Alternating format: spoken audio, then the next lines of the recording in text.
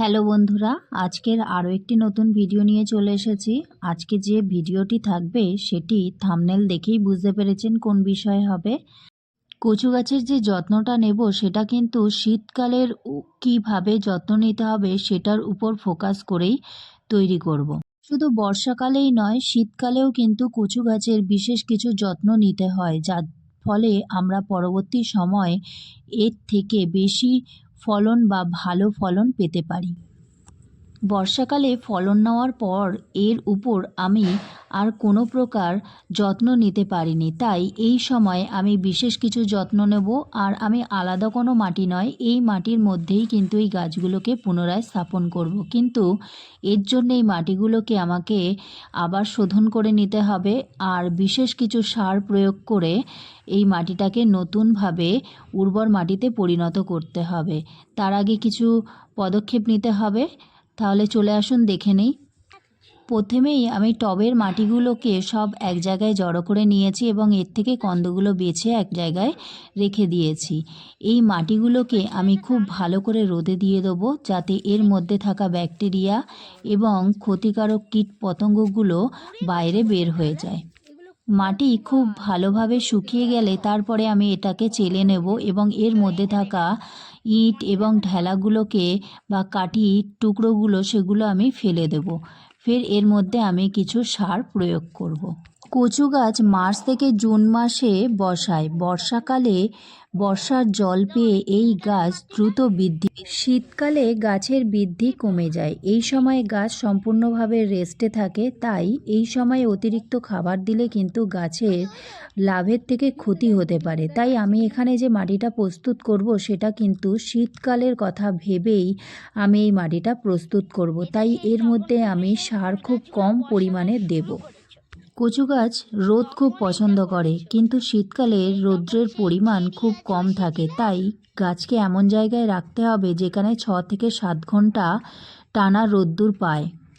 শীতের পরিমাণ যদি বেশি হয়, অর্থাৎ শীতের তাপমাত্রা যদি বেশি হয়, তাহলে কিন্তু এই গাছের টবের গোড়াতে আপনারা কিন্তু মালচিং করতে পারে শুকনো পাতা বা শুকনো বিচুলি দিয়ে।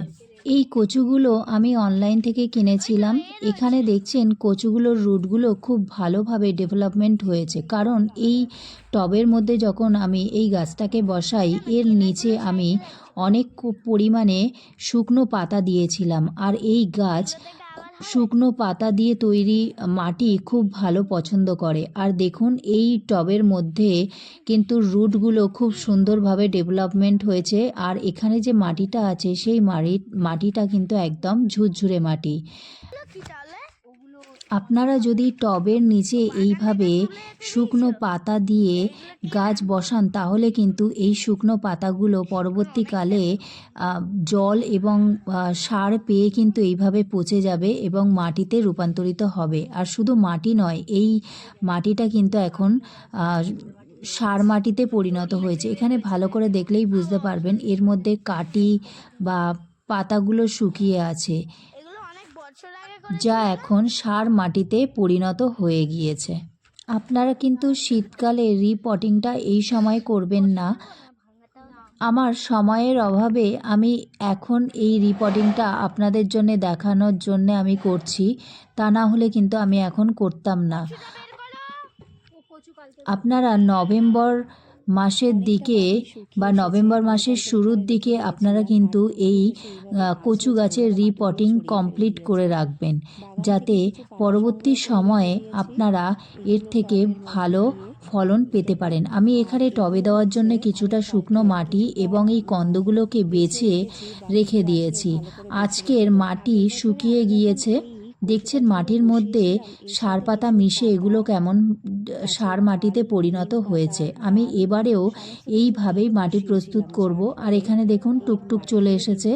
এতক্ষণ মাটিগুলো রেখে দিয়েছিলাম, মাটিগুলো আঁচড়ে আঁচড়ে ভর্তি করেছে, আর এখানে আমি যেই চেলে রাখা মাটিটা রেখেছি ও চলে এসেছে এই মাটিগুলোকে আঁচড়াতে। এগুলো নরম মাটি, আঁচড়াতে খুব ভালো লাগবে, সেই জন্যে চলে এসেছে।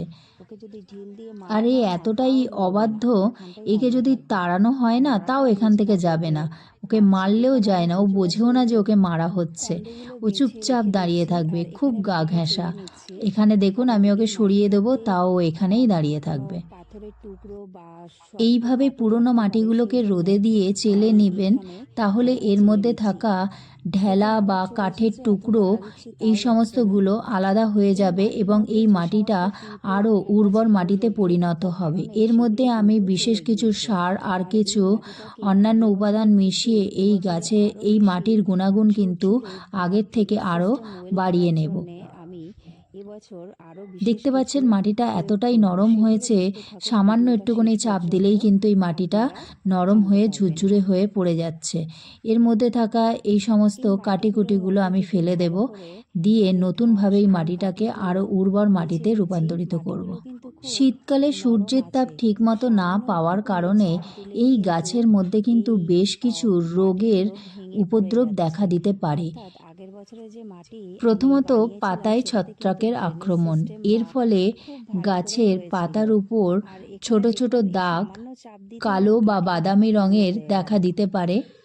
এই কালো দাগ বড় হলে পাতার রং ফ্যাকাশে হয়ে যায় বা শুকিয়েও যেতে পারে।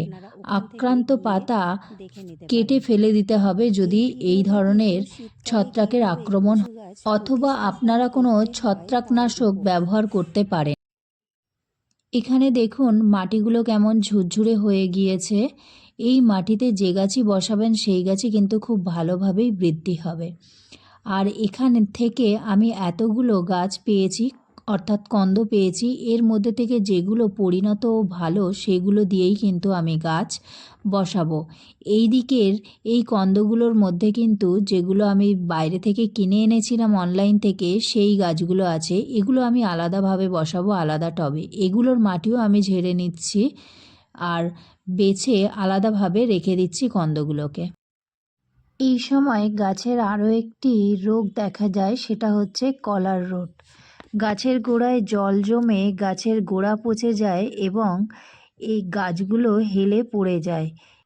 এর থেকে রেহাই পেতে আপনাকে মাটিটাকে এমনভাবে প্রস্তুত করতে হবে যাতে মাটিতে জল না দাঁড়ায়, এবং কলার রুট হলে সেই গাছগুলোকে তুলে ফেলে দিতে হবে এবং কোনো রকম ছত্রাকনাশক বা গাছের গোড়ায় ছাই প্রয়োগ করতে পারেন। গাছে রোদ কম লাগলে বা পুষ্টির ঘাটতিতেও কিন্তু গাছের পাতা শুকিয়ে যেতে পারে, অথবা গাছের কিনারায় অর্থাৎ পাতার কিনারায় কালো বা বাদামি রং হয়ে যেতে পারে। এর জন্য আপনারা গাছের গোড়ায় গোবর সার দিতে পারেন, তবে শীতকালে পিসি সার দিলে চলবে না, এতে লাভের পরিবর্তে গাছের কিন্তু ক্ষতি হয়ে যেতে পারে। তাই আপনাদের খুব সামান্য পরিমাণে সার দিতে হবে। যদি অতিরিক্ত গাছের মধ্যে এই ধরনের সমস্যা দেখা যায় তাহলে আপনারা ম্যানকোজাইন আছে এমন ঔষধ গাছে ব্যবহার করতে পারেন। মাটি চালার পর এটা অতিরিক্ত হয়েছে, তবে আমি এগুলো ফেলে দেব না, এগুলো যখন আমি পাতা সার তৈরি করব তার মধ্যে দিয়ে দেবো, এগুলোও কিন্তু সারে রূপান্তরিত হয়ে যাবে। এখানে আমি গাছের উর্বর শক্তি বাড়ানোর জন্য এই মাটির মধ্যে সামান্য কোকোপিট মিশিয়ে দিচ্ছি। এর ফলে মাটিটা আরও বেশি ঝুরঝুরে হয়ে যাবে। কিছুটা ভার্মি কম্পোস্ট দিচ্ছি। ভার্মি কম্পোস্ট আমি বেশি দেবো না, কারণ এখন শীতকাল, তাই সারের পরিমাণ যতটা কম রাখা যায় ততটা রাখবো। এখানে বালি মিশিয়ে নিচ্ছি, এর গ্যানাক্সিন পাউডারও দিয়ে দিচ্ছি যাতে পিঁপড়ের হাত থেকে রক্ষা পাওয়া যায়। এখানে হিউমিক অ্যাসিড দিচ্ছি, যা রুটকে আরও ভালোভাবে ডেভেলপমেন্ট করতে সাহায্য করবে।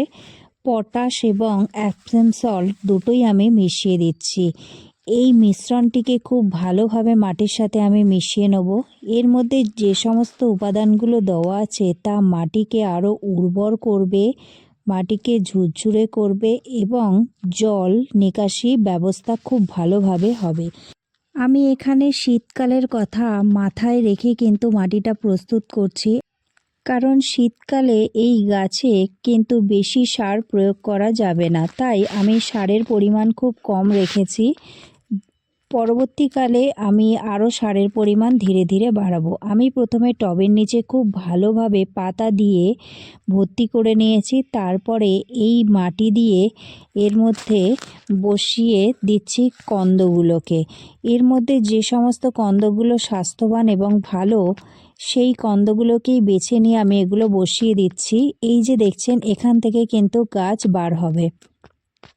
এই শিকড়গুলো ভালোভাবে মাটির মধ্যে দিয়ে দিলেই কিন্তু নতুন নতুন গাছ তৈরি হয়ে যাবে। এর থেকে কিন্তু গাছের কোনো ক্ষতি হবে না, কারণ আমি গাছের মাটিটাকে খুব ভালোভাবে তৈরি করেছি এবং এর মধ্যে কিন্তু জল একেবারেই দাঁড়াবে না। যেহেতু এখন শীতকাল তাই জলও বেশি দেব না, খুব বুঝে শুনে জল দিতে হবে, নইলে কিন্তু গাছের যে রোগগুলো আমি বললাম সেগুলো কিন্তু ধরে যেতে পারে। তাই খুব রোদযুক্ত জায়গায় আমি রেখে দেবো। এই টবের নিচে আমি এই হলুদের পাতাটা দিয়ে দিচ্ছি। এটা কিন্তু একাধারে অ্যান্টিফাঙ্গাল হিসাবেও কিন্তু ব্যবহার হবে এবং গাছের মধ্যে কিন্তু কোনো প্রকার পোকামাকড় আসবে না। বিশেষ করে অনেকে দেখবেন গাছের নিচের মধ্যে টবের নিচে পিঁপড়েরা বাসা বাঁধে। এই হলুদের পাতা বা নিমের পাতা যদি আপনারা এইভাবে দিয়ে তারপরে মাটি তৈরি করেন, অর্থাৎ টব নির্বাচন করেন, টব তৈরি করেন, তাহলে কিন্তু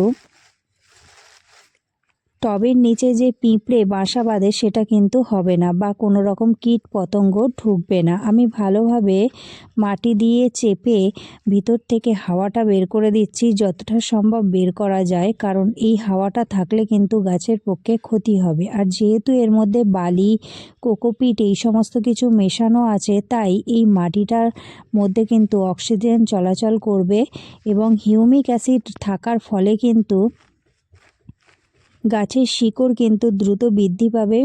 লাল পটাশ মাটির মধ্যে যে কেঁচো তৈরি হয় সেগুলো তৈরিতে কম হবে এবং অ্যাপসম সল্ট গাছের রুটকে আরও ভালোভাবে স্বাস্থ্যবান রাখতে সাহায্য করবে।